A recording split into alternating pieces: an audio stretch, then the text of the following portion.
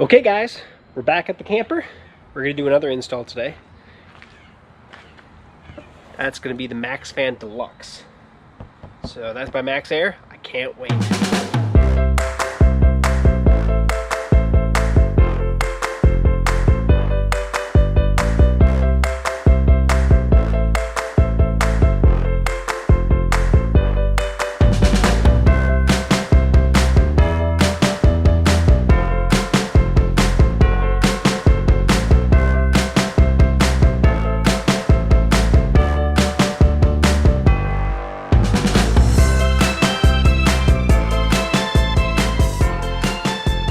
So let me show you what came in the box, and then we'll get on with the install, at least part of it. And this is the MaxxFan. Now I got it in white. You can also get the smoke covered lid like showed in the picture of the box itself. You also get this guy, which is the actual installation piece that you put on the actual RV, or in this case the trailer. Notice that there are the pieces here. This is to fasten the actual fan and vent head to it. It goes from the side. So this is going to be the front of the trailer and the back of the trailer, or you know, it doesn't really matter. They're the same. Obviously, no matter when we actually install this, we're going to make sure the vent part's toward the back of the trailer, and the hinge, you can see the hinge right here, that's going to be towards the front of the trailer. So obviously the wind is going to blow that way over the device. They also give you a trim piece, pretty thick. I'm not going to need something this thick. I might actually use the existing trim piece that came with my trailer. We'll see how it goes in the end, but that's why we're making this video. We're going piece by piece. They also give you some installation instructions, and then also all these fancy screws, and also some connectors for the wires themselves to connect it to your 12-volt setup. The wires themselves, let me flip this over here. Sorry if we're gonna get a little fancy here. So here's the fan portion. Now I just got the standard 4-speed, so this is kind of their lowest deluxe model. Hand crank, and then 4-speed fan, and then an off button. No remote or anything. I did not want that, to be honest, in my setup. And then over here we have the actual wires. I already tested it on my battery setup that I'm going to use, so can't wait to show you that. But it works great. Obviously I'm going to be running this over to the side of my trailer where I'm going to run it down. We'll do that on the inside later once we get it installed. So I want to take a peek at the upstairs, what it looks like on top. So here's what my vent looks like. It's a pretty chintzy vent, to be honest. Oh, look at that. It's pretty cheap. So I'm looking forward to getting rid of this thing anyway. We'll have to, I already kind of dug it in here just to see how bad it's going to be. It's going to be a little bit of a chore to get all the sealant off of here. And then eventually this one's actually riveted in place, so I may have to drill all these out, which is, again, oh, I can't wait. But it is what it is. And then we'll work on getting the other trim piece on here. So see if I can do it tonight. It all depends on the weather. It might be raining here in an hour or so, but if nothing else, I'm hoping to get it on here. Yay. So since this is going to be the starting part of the thing anyway, I'm going to use an old putty knife, and I'm just going to work my way around, get as much of this off as I can, because this is going to be the starting point no matter what. I can keep it fairly water resistant even if I don't have this on here. But what I'm going to do is I'm going to take my time off camera and just work and just peel as much of this stuff off as I can, as fast as I can, leaving this shut just so I don't get a lot of this down in the trailer. But obviously in the end I might actually have to do it, so it's just about taking your time, you know, in the end. And this is a crappy putty knife. I may have to go up and grab my better one wherever that is. See if I can find that, and then keep working all this off. Progress is being made. So I found they weren't rivets, they were actually screws, thankfully. I was hoping they were, but kind of looked like rivets from the seal, but yep, just screws. So what I'm doing right now is just working away at the stuff, breaking it loose, kind of getting underneath. I have a little pry bar, but also I did find my good putty knife, and just kind of working my way through, basically break it all up, and I'll clean it up once I actually get all this off. I still have the far side to do over there yet and remove the screws, but it's just about slowly working our way around, breaking everything loose so that we can actually pull it all off. Then I can work on really cleaning this up good. Peekaboo!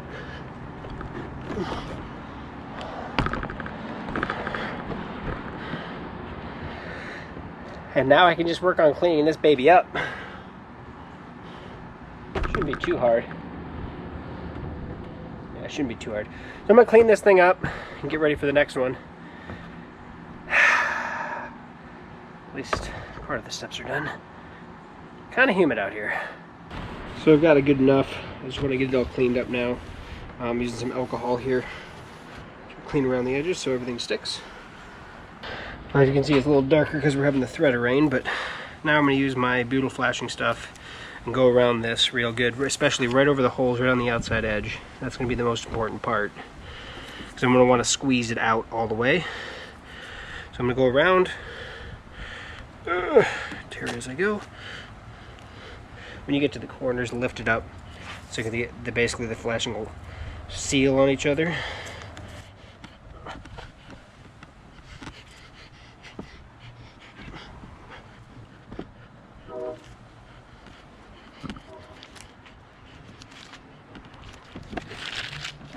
So I think I'm going to do a second layer on the inside too, because that way too much is never enough.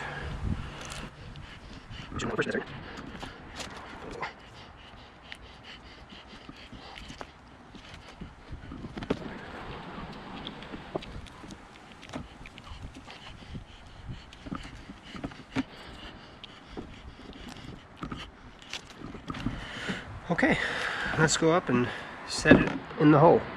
Okay, so we're gonna go in the hole like so. Actually, it's a pretty nice tight fit, just like it was before. I'm gonna go on the inside, take a peek. I'll take you in with me, and then we'll come back out and get the screws in and fasten it down. So you can see how she looks in here, nice and tight all the way around. Looks good. Looks square with the hole too. So get on the outside and I'll fasten her down. So I'm in the hole. But I'm gonna actually reuse my existing screws that I had already, because these are self-tapping for this metal. And I don't know if I don't think any of the holes are gonna line up with the old ones. So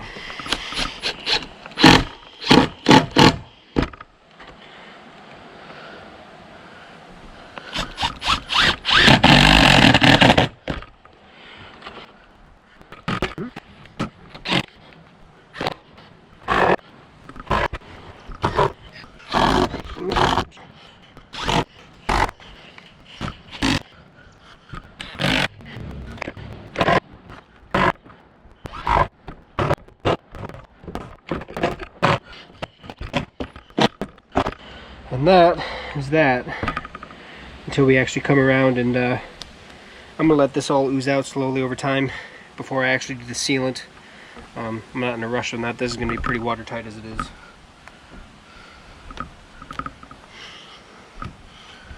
It looks like it is oozing a little bit as the pressure pushes on it. All right, well, let's get the actual cover itself on.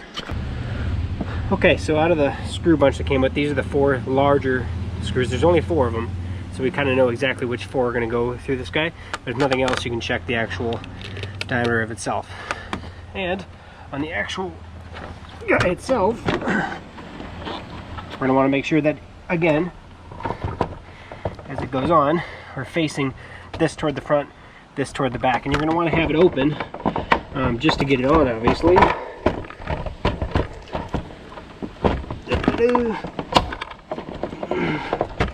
And apparently it's nice and tight. I'm gonna set one screw on this side and go over to the other side and just make sure we're good.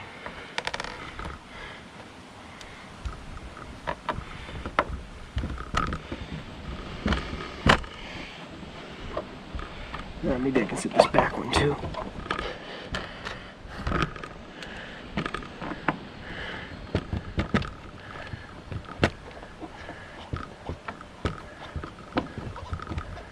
Okay, we'll go on the other side and check that. So I still have yet to put the other 2 screws on, but I had to actually go on and remove the other 2 and pull it back out of the hole because I forgot to drop in the actual power cables. So drop those out, drop them in the hole so that you can get everything done, and then you can obviously tuck that up in there when you're doing your trimming. And tonight I'm just doing the outside so it's watertight. Okay.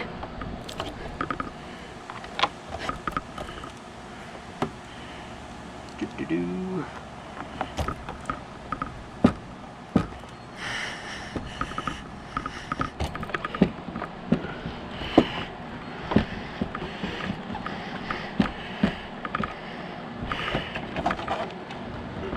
Oh, it's right there.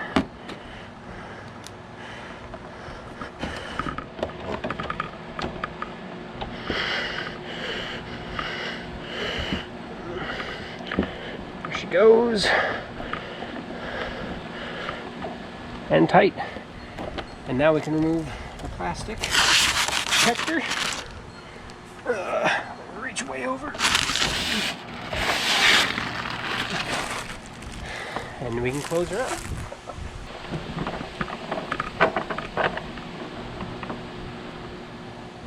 So that's it for day one, at least. Mainly because I don't know what it's going to do, but at the same time, time to eat supper.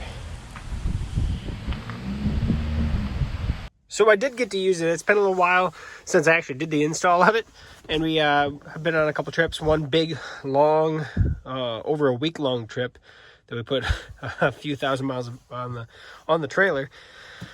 But here's what she looks like in its final place. I do have the power line that I stuck down through. I ran that just kind of in the foam. So eventually when I put whatever the finalized material I'm going to put over this, it's taped into the foam at least. And then you can kind of see it comes down here. And then it runs just down the line here. And then I put just a standard car plug on it for now. It does run on 12 volt. So like on this specific guy, I can just plug it in here and it's powered. And then at the actual device itself, so if I was to actually open it, I can turn it on. Let's see. So there's different modes. I don't know how well you can see that there's different speeds on the fan. And down to one. It basically just cycles through one, fan on. 1, 2, 3, 4. 1, 2, 3, 4. So this is the lowest mode. And then 2, you can hear it ramp up. 3, 4. And she pulls a lot of air out, I'll give it that. And then there's just a fan off, so it'll just turn it off. Now you can also get the mode up from this is, I think, more speeds, but also reversible. And part of me wishes I may have gotten that, just because then you can actually keep this closed, let's say, and all you want, or maybe if you have it open, and all you want is just some air that's directed down. The reversible fan can actually do that.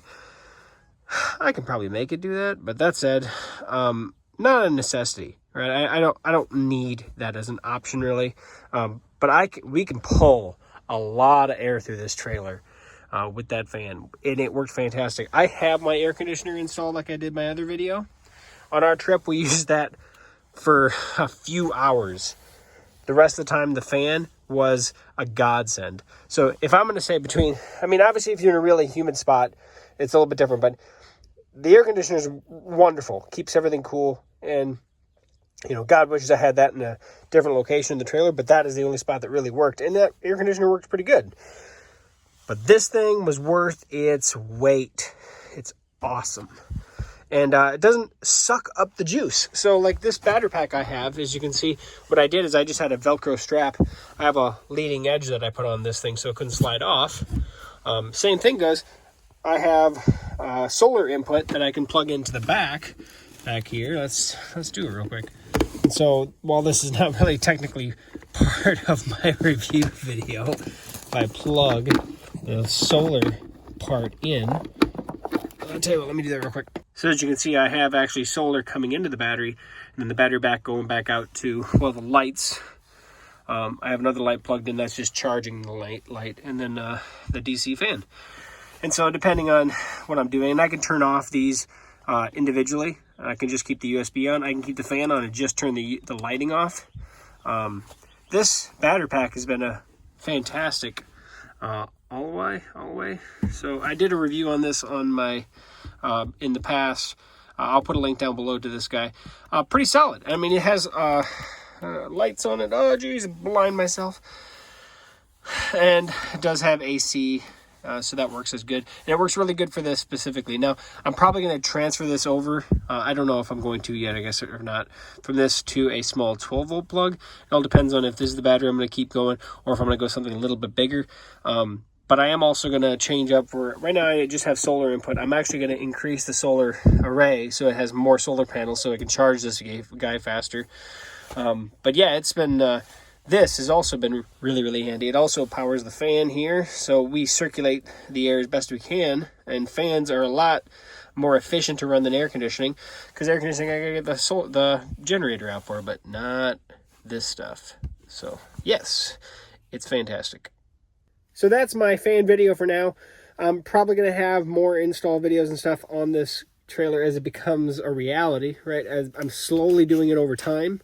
And there's things I'm going to change, right? I'm going to change probably some stuff for that fan. I'm going to change some stuff for everything. But thanks for watching. I've had it now for a few months up there. Several months. Oh, geez, half a year probably. I can't wait for this summer too, because I'm going to really hopefully do some more videos on this. So if you like these camper install videos, definitely hit subscribe, definitely share this video, definitely let me know what you think. And if you have recommendations, I'm all ears. So if nothing else, head over to CampGeeks.com and you can send me a request or send me a recommendation. So thanks for watching, guys, and we'll catch you back here for another future video, review, or install. So take it easy.